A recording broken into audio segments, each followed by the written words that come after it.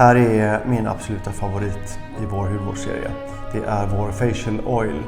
Den här, om jag skulle resa till en öde ö och bara ta med mig en enda produkt, så är det faktiskt den här. Den återfuktar, den jämnar ut hudton, den smörjer, man blir lugn. Jag kan ha den på kroppen, på armbågar, i hela ansiktet, jag blir inte fet. Och framför allt, den innehåller ju en olja som är en Acmella-olja som dessutom gör att huden blir lite avslappnad, och det gör ju också då att huden lyfter istället. Så att jobbar man med det med lätt massage på kvällarna, så får man en känsla av att efter ett par veckor i alla fall, så märker man att huden får mycket finare spänst.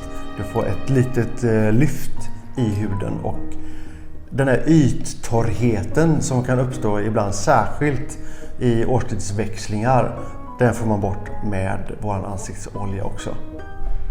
Det jag gillar med den är att man kan ju ha den både som ett sista steg i sin hudvårdsrutin, att applicera den som den är. Men man kan också blanda ett par droppar i sin dagkräm, i sin nattkräm eller till och med i sin foundation om man upplever att man vill ha lite rikare konsistens. Och den är också helt fantastisk om man vill ge sig själv eller en partner eller en kompis en fantastisk ansiktsmassage.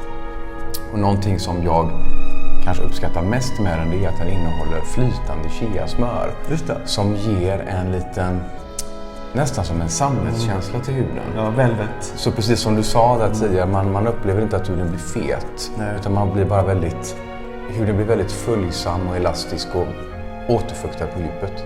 Och man använder det genom att trycka på pumpen, skruva av, och då har man fått upp en mängd olja som räcker till hela ansiktet och hela dekolletaget.